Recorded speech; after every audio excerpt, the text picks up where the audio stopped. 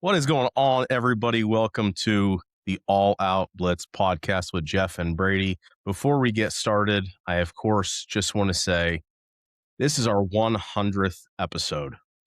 While there has been some time in between as we took a few breaks, it's pretty awesome to hit 100, dude.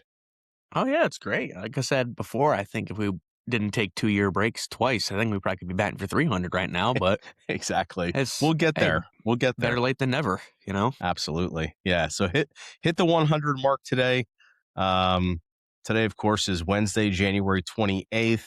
Today, we are bringing you folks the review of this past weekend, which was conference championship football, the AFC and the NFC Championship games. Of course, we started out with the Patriots and the Broncos and ended the night with the Seahawks and the Rams. Let's first say, before we get into these games, of course, everyone knows by now, Super Bowl is going to be Patriots Seahawks. So we have yet another repeat, if you will, of past Super Bowls. And I do believe this one, not to get into our preview of the Super Bowl, is going to end just a little bit differently.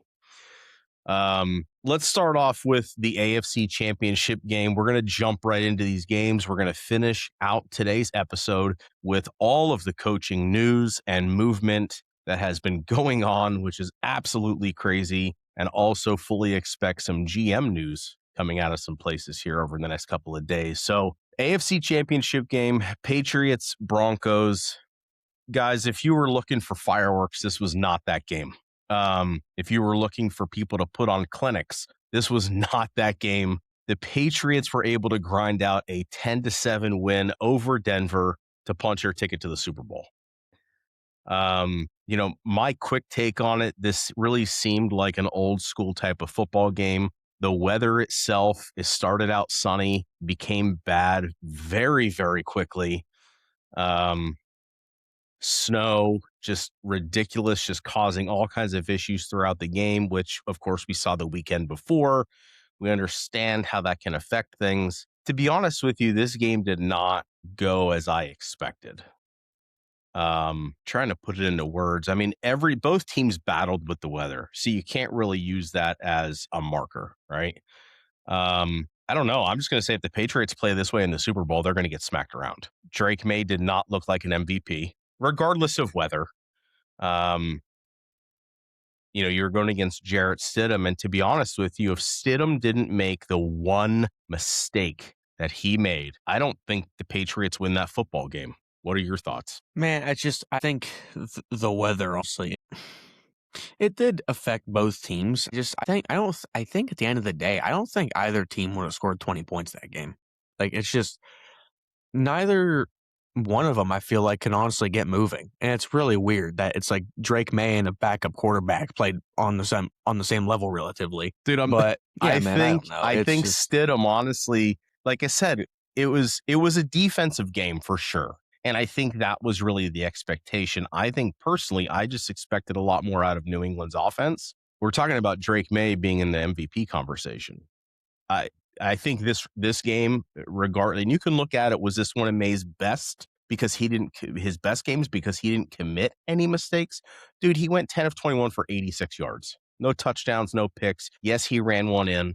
That was fantastic. His legs are what saved them in the end. Stidham honestly did not throw the ball awful. He was 17 of 31 for 133 yards, a touchdown, and of course the pick late in the game that essentially gave the Pats the win. But he made that one mistake of, instead of taking the sack, he tried to toss it forward. It ended up being a backwards pass, which was a fumble.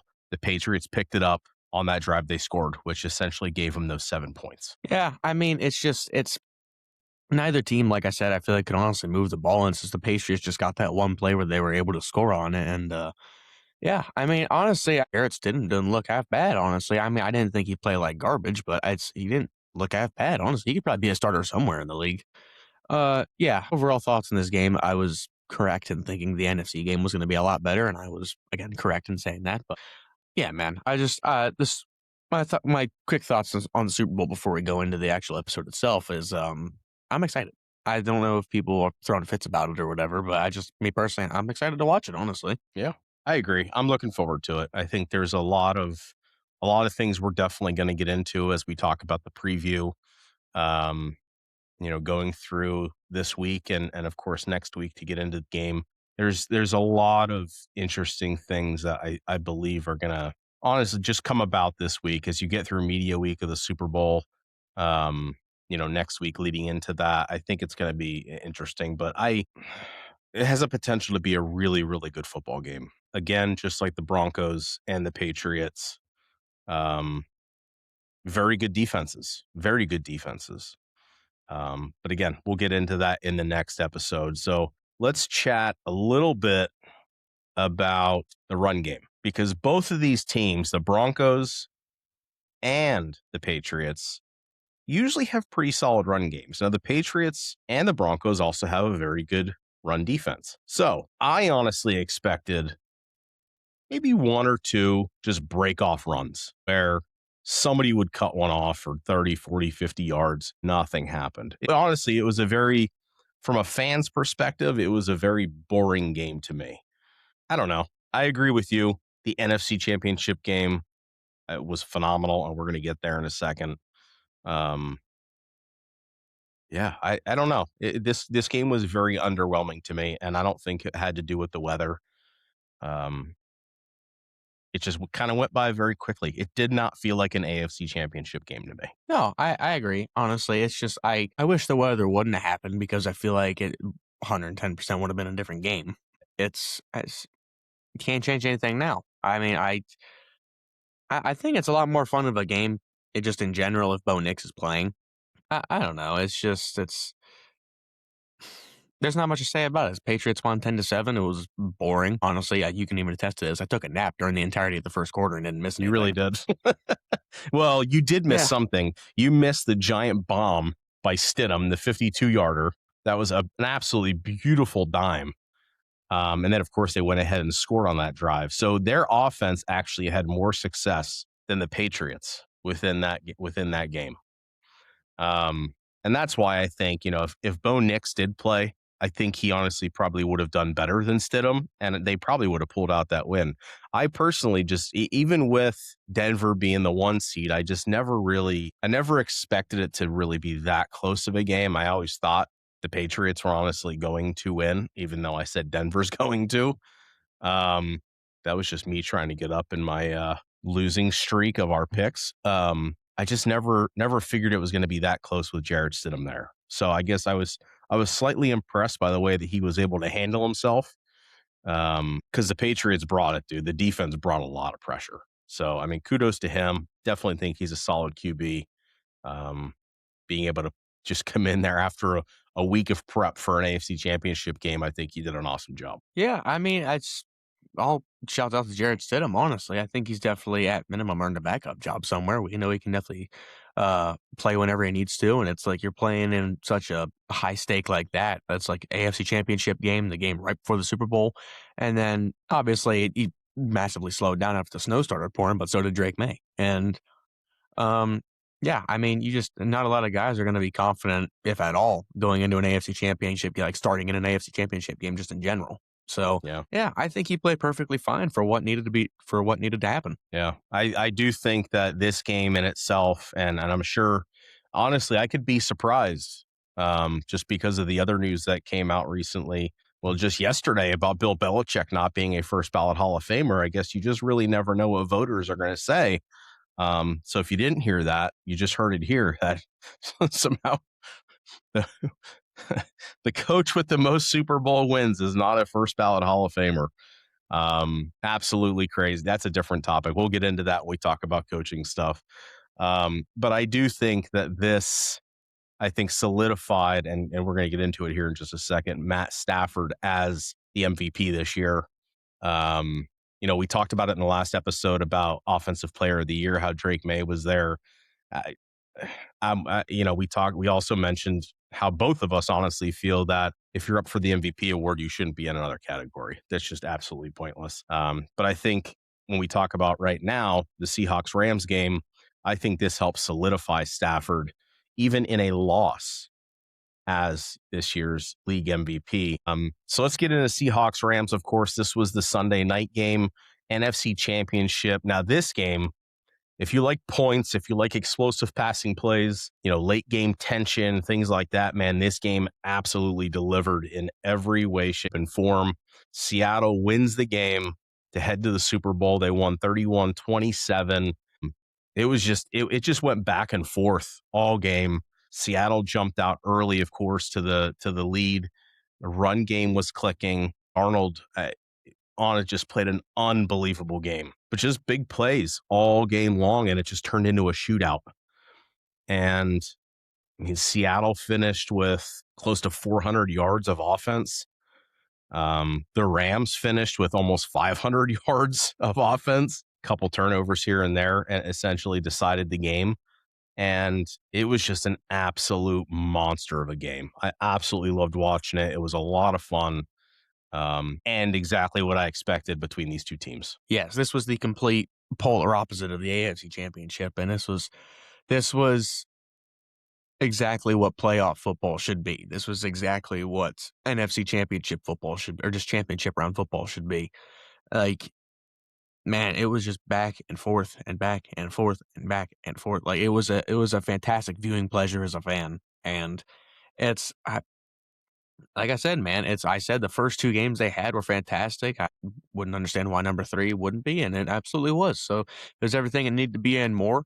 Sam Darnold is playing lights out right now. Honestly, I think he's fantastic QB in the NFL right now. And if you tell someone that like 8 years ago, they'd probably say you're lying. But he is a fantastic quarterback in the league right now, and I think I'm going to say this. He could be a dark horse for MVP. It's because at the end of the day, you never know. It's like it's the year Josh has better stats than Lamar wins. The year Lamar has better stats than Josh wins. So it's like you never know who's going to win MVP at the end of the day. It's like Sam Darnold could be a dark horse for you. You never know. I was seriously just thinking that exact same thing as you brought it up to ask what your thoughts were on that.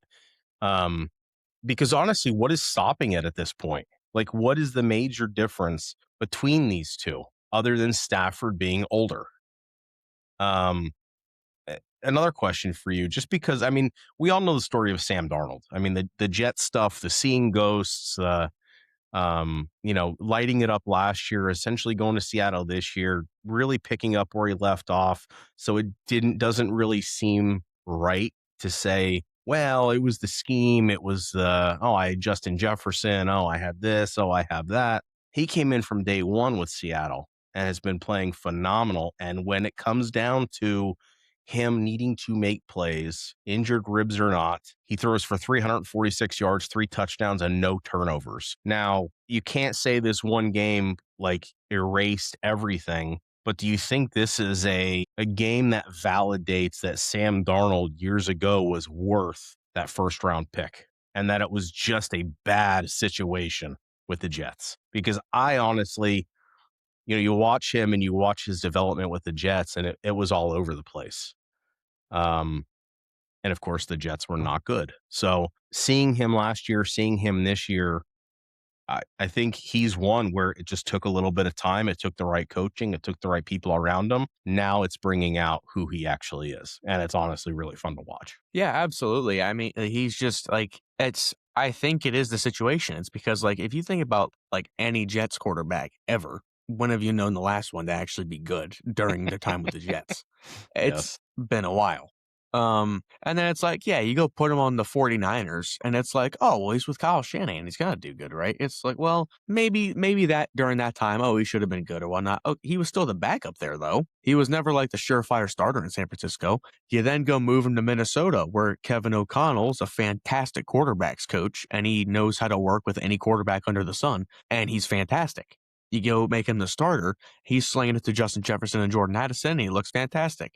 You come to Seattle, you go get Mike McDonald, who's also a fantastic coach, and he does as good, if not better, with the Seahawks than he did in Minnesota. It's I think the whole narrative of, oh, well, this guy, he's a system quarterback, is a really dumb narrative, because every quarterback is a system quarterback. Exactly.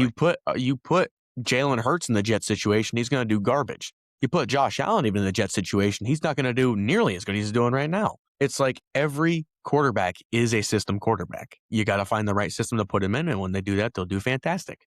So if a quarterback's ever bad, just remember he may just be in the wrong place. Now, there's some times where maybe they're just bad, but he may just be in the wrong place half the time. You look at Sam Darnold, I think it's a perfect example of that.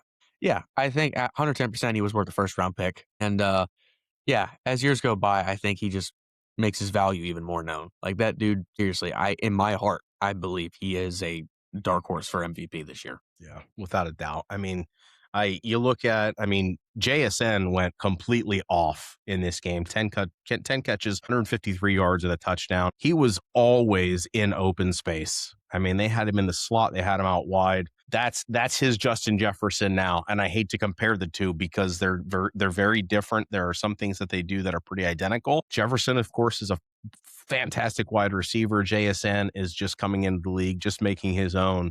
But man, he is shining as bright as he possibly can right now as a receiver. I expect him to do the exact same thing in the Super Bowl. I think the Patriots are going to come in with probably bracket coverage to try to not double team him, but just bracket him up to try to not allow him to get in those areas of space and in those zones. But honestly, Darnold, his decision making, especially the last couple of weeks, has just been astronomical, and it's been so fantastic. Mistake-free football, the majority of the time, will win you the game. And that is exactly what they've been doing. The run game is clicking. The defense is just absolutely fantastic. This is just such a well-coached and balanced football team right now. But I really cannot understate how great of a game this NFC Championship game was. Such a fun game to watch. And it'll be interesting to see what happens. I know as far as the Rams go, of course, the question has already come up to Matt Stafford about is he going to retire and all this. And, he's at that point in his career where every time the season's over, he's going to take some time. He's going to reflect on it. He's going to see where he is, see where his body is, see what is going to work for his family. I fully expect Stafford to be back with the Rams and going for another title. I do not think he is done yet. He had an absolutely fantastic season. Nakua came fast to this season, which we all knew what he was going to do after last year. But again, he kind of picked up where he left off and grew in so many different ways. The Rams looked really, really, really good. The kicker in this game, of course, and not the kicker as in the position or the person that kicks the ball, that essentially had the tide change was the fumbled punt return by the Rams that put the Seahawks almost in red zone to go score. So it was a special teams debacle that honestly led to the Seahawks really taking hold in this game to be able to honestly just kind of take the lead and get there. The Rams never quit. They kept bringing it all game long. It was back and forth as well. It's just such a crazy game to watch. So I think from a coaching perspective, player perspective, not a lot of mistakes were made. But at this point in the season, you can't make a single mistake. And that's unfortunately what happened with the Rams and special teams. Seattle just has so much firepower everywhere that it's going to be very, very difficult, I believe, for them not to go all the way. And it'd be very difficult for the Patriots to win the Super Bowl. But we'll jump into that in the next show. Anything else to cover, do you think, as far as AFC, NFC Championship games go? No, I've pretty much said already. I've said what I've said before. I mean, I think I even said that the NFC Championship game is going to be better than the AFC Championship game. And like I said, just to finish this conversation out, yeah, I'm ecstatic to watch the Patriots and Seahawks go at it again. Two completely different teams than what it was like a decade ago or whenever it was. I think Seattle will run it on the 1 yard line. That's how I'm going to go with that one. Did you see the stuff calling for them to sign Marshawn Lynch just for this game, get it down to the 1 just to let him run the ball? Just to let him run it in. I would do that if I was Seattle. I would do that 100%. That is so funny. Let him suit up for just one snap when you're on the 1 yard line and give it to him. Yeah. I also saw there's some funny things going around about how the Patriots are going out and they're going to sign Malcolm Butler really quick and just go a lot of good things are going on right now. It's a fun time to watch NFL news. And yeah, fantastic. I mean, just to kind of we'll close it out here. As far as picks go, I unfortunately fell to 7-5. I tried to sway it a little bit. I was hoping Denver was going to pull that out to try to give me an additional win. Brady, of course, somehow is 11-1, just absolutely torching it. And now think about this for a second. Your 11-1 is due to a Brandon Cooks catch that was said not to be a catch. You honestly should be 12-0 right now. I should be 12-0. It's at the end of the day, should doesn't mean anything. So the referees, man, it's the referees' game. I did what you did, and that's the reason why I got my one loss. Is I went with personal feeling over what my gut was telling me. Yes. My personal feeling was that I wanted the Bills to beat the Broncos. And my gut feeling, and I'm dead serious, my gut feeling was saying take the Broncos over the Bills. And it's just, if I would have went my gut feeling, be sitting here 12-0. But at the end of the day, like I said, probably or should, it doesn't mean anything. So, exactly. So 11-1 though, have a chance to go 12-1. So see what happens. Craziness. We'll have to see how this all pans out. But awesome. Well, let's get into coaching news. I mean, you keep looking at what is the coaching carousel between the 10 head coach openings, all the coordinator openings and movements and changes that are going on. There are a lot of changes. There are only 2 teams left that do not have a head coach, and that is the Cardinals and the Raiders. A little unexpectedly, to be honest with you. I really thought the Browns were going to be the last ones to get a head coach just because what was it? 3 coaches pulled out of the interviews. Believe so, yeah. Some of them decided to stay as coordinators because they didn't want to be the head coach of the Browns. So it's a lot of craziness going on. It makes sense though if you think about it. It's the Browns process is what's killing them. I mean, not anymore, but at the time it was the Browns process that was killing them. They wanted them to take what was it, a freaking personality test or something like that? Like it was some sort of test, and then they had to write an essay or something like that. It's like, dude, no one's doing that. Or no one's going to do that. Yeah. They coaches are going there to sit down with the owner or the GM and have a conversation and be like, hey, why should we want you to be a part of our team? Why should we want you to be the head coach of the team? Absolutely. You're going there to have a sit down conversation. And if they like you, cool, they'll give you a call. If they don't like you, they'll give you a call saying, hey, sorry, we're just going in a different direction. Because I like to put myself in situations of stuff that's happening, just so I can understand both sides. I put myself in the shoes of an NFL head coach that's looking for a job. If I go to Cleveland or if I go anywhere and they're asking me to write an essay or take a personality test, I'm going to pull out of that job opportunity too. I'd much rather be a free agent head coach than go write an essay. I'm not we're not in high school, dog. That's just, my goodness, that's just mind boggling. I mean, I'll kick off the coaching news. Todd Monken today announced that he is going to be the head coach of the Cleveland Browns. Many believed, like yourself, that he was just going to join Harbaugh in New York. Turns out not to be true. So, yeah, I mean, good for the Browns, honestly. I think he was probably literally the only coach willing to take the personality test. But, yeah, I mean, I think it's a good hire.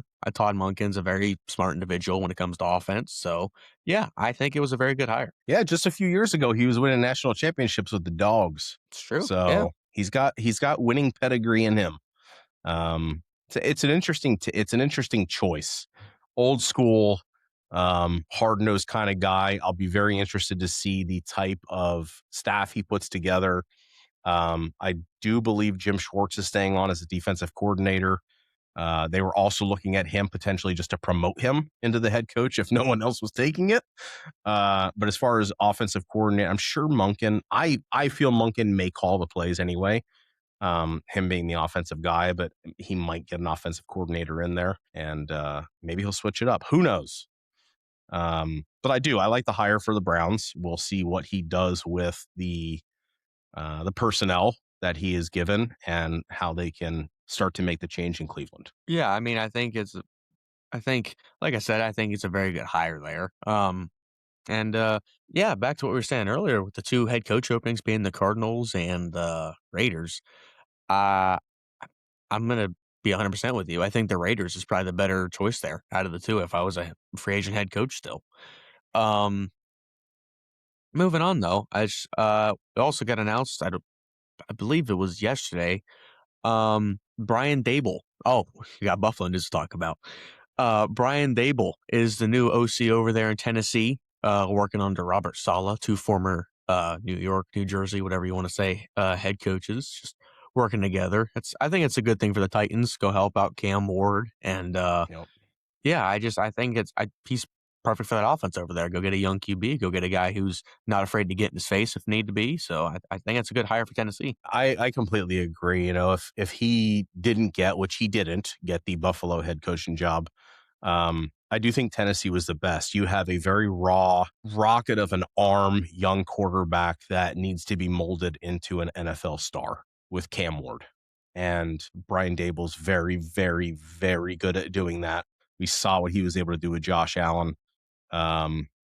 Not honestly comparing the two, but just from the stature perspective, um, from the arm strength and things like that, Dable's going to be a really good fit there in Tennessee. Yeah, absolutely. Like I said, I think it's a very good hire because Dable's not going to be a guy that just holds Cam Ward's hand and tells him, "Oh no, everything's going to be okay. No, the interception, it's okay. It doesn't matter." No, he's going to critique him, and he's going to tell him, "Hey, that was a bad throw. Don't do that again." Like like I say, he's a coach that's not afraid to get in a quarterback's face if need be. So I think that's a perfectly good hire to help out Cam Ward there. Moving on Definitely. to the Buffalo news.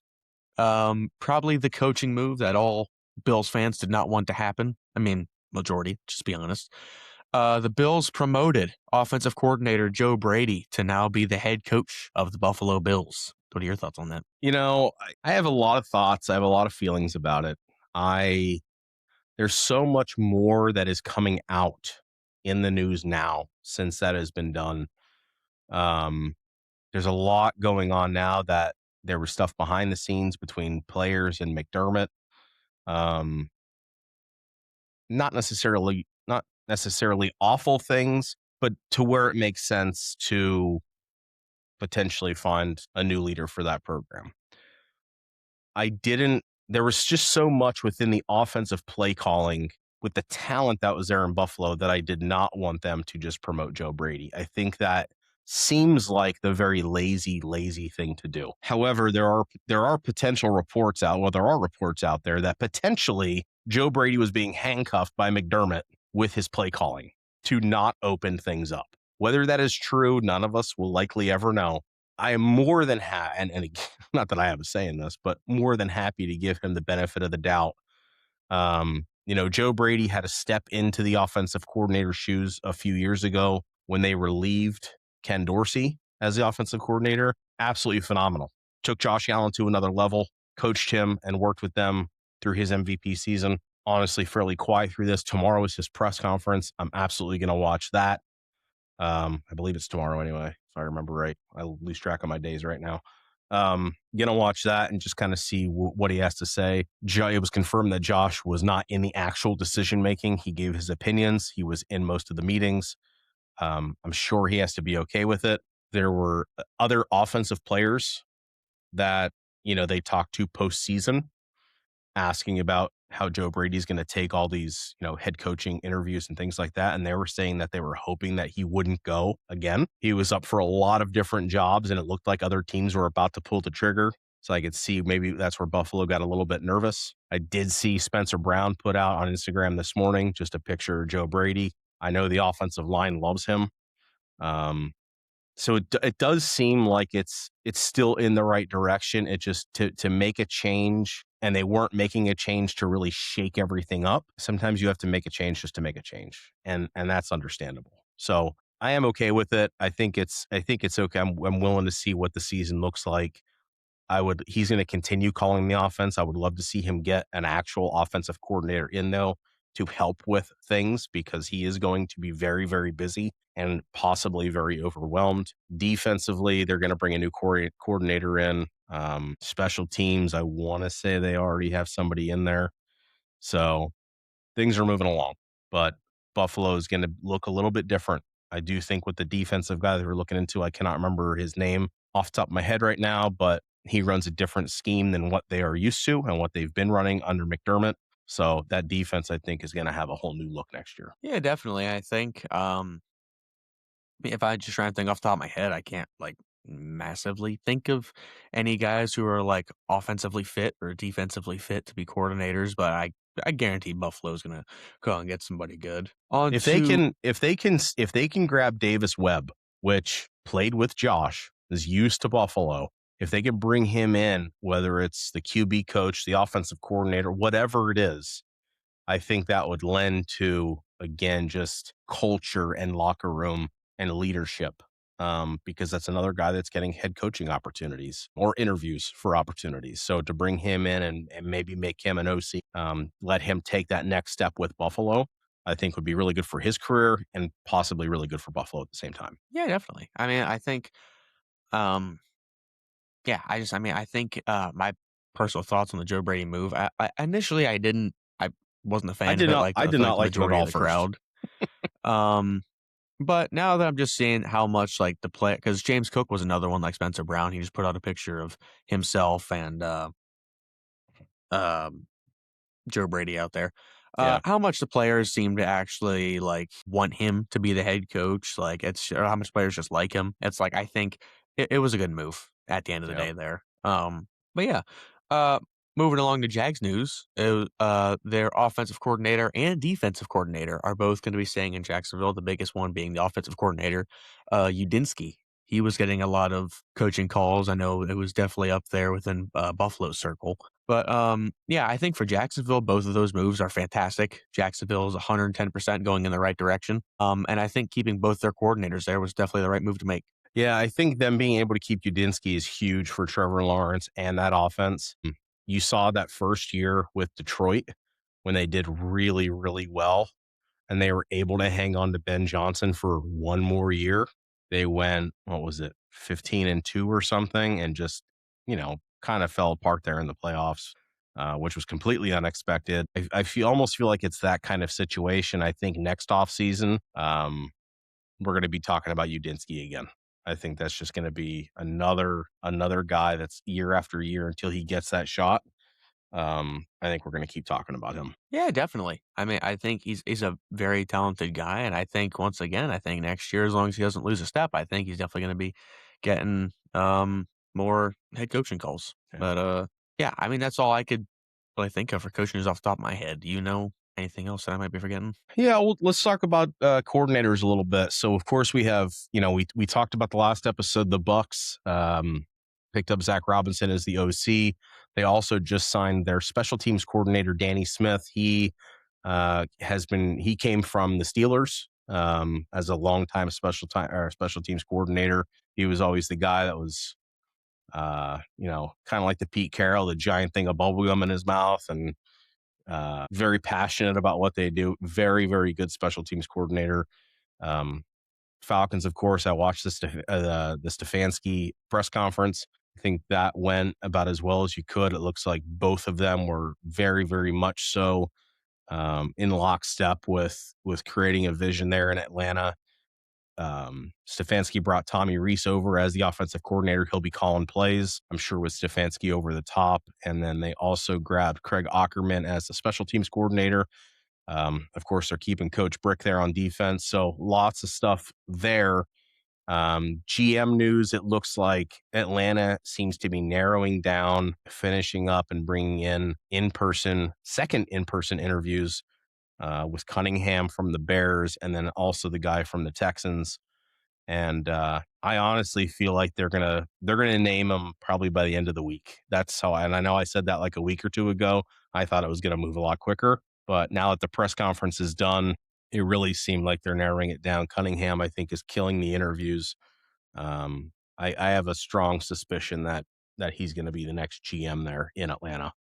Um, yeah, I don't know. I'm kind of keeping my ears perked for the Cardinals and Raiders job. I tend to agree with you with the Raiders being a little more appealing, which is an odd thing to say. I think the only thing about the Raiders that has me a little apprehensive is the owner,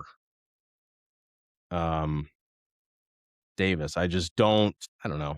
He's an interesting guy. And the Davis family and the Raiders, they always have, of course, being the owner, you have a ton of power, but they're always so crazy involved. It's like Jerry Jones in Dallas. And it doesn't always rub people the right way. So I think that is kind of like a stickler for that job, where you have to be okay with the owner like really being in your business all the time. Cardinals, I think, have some problems they need to resolve, and it starts at the quarterback position. Um, but we'll see what happens. I don't know. I really do think that a lot of these positions started closing very quickly this week. I think these other ones are going to as well. There's very few left that we're going through interviews with other teams that have now said, never mind, I'm just staying, where they were. Or like Mike McDaniel, for example, cut off. He's like, I'm done doing these. I already promised the Chargers I'm going to be their OC. That's what I'm sticking with. That's what I said. So, yeah, I think we're going to get some answers here, because we're getting down to the nitty gritty of what's left, and the Cardinals and the Raiders have to choose before the offseason hits here. Yeah, I mean, I think within either probably the rest of this week or by next week, I'd say we're probably going to get, is the new Raiders head coach, is the new Cardinals head coach. The thing that interests me more about the Raiders job than the Cardinals job is the quarterback. I think with the Raiders, more than likely going to be Fernando Mendoza, and then Kyler Murray with the Cardinals. I think, and we're going to talk about this whenever we make the draft episodes and all that stuff. I think Kyler Murray is a name we could see get traded on draft night for maybe like a first round or second round, or maybe. I think Kyler Murray is a name we could see get traded on draft night. I think he has overstayed his welcome in Arizona. I've said this to you before. He is the definition of a fine quarterback. We've seen him make plays where he looks like he's a top 10, maybe top 5 quarterback. We've seen him make plays where it looks like he's 20 to 25 quarterback. Like it's like he's never had an entire season that has impressed me. Yeah. Like I've never watched an entire season of Kyler Murray and been like, whoa. Like, so it's the quarterback position that really makes me a lot more interested in the Raiders decision than the Cardinals decision. But, yeah, I mean, that's all I got for coaching news. I have regular news that I got notified of a little while ago. Back on the Falcons thing, Michael Penix is expected to be back fully at practice by April. So it's nice. Good news for the Falcons there. I mean, maybe good news, but we're not going to talk about that. I sure hope so, because they're going to end up cutting or trading Kirk, I feel, which is a bummer. Just because of him redoing his contract, it looks like he'll probably be a post June 1st cut, but I'm sure they'll let him know here in March. Or April, and we'll go from there with that. But you never know. Who knows what's going to happen? But that is good news. I know, Stefanski said in his press conference that Penix looked great. He's attacking his rehab. Things are going really well. So yeah, I'm excited for Atlanta football. It's been a little while where there was any kind of excitement. The defense had me excited. I think Stefanski coming in with his previous regardless of what the Browns look like, that Browns is a whole different situation. Just his experience, I think, is going to be really, really good for Atlanta. So awesome. That's all we got for today, folks. Hopefully you enjoyed this episode. Next one, we'll come back probably in a couple days. We'll start talking Super Bowl. We'll start talking some matchups. I think we'll start dabbling in a little bit too. Brady mentioned last episode about, we kind of took a look back at all the weeks of football over the course of the season. We said there was always kind of like a game of the year, opportunity, or, definitely a game of the week for sure. I think we'll start honing in on those a little bit while we got some time here as we wait for the big game here in a couple days, week and a half, whatever it is. And we'll start touching on different items, keep everybody engaged. And well, again, hopefully you all enjoyed the episode, and we'll see you here again soon. But God bless and peace out. Peace.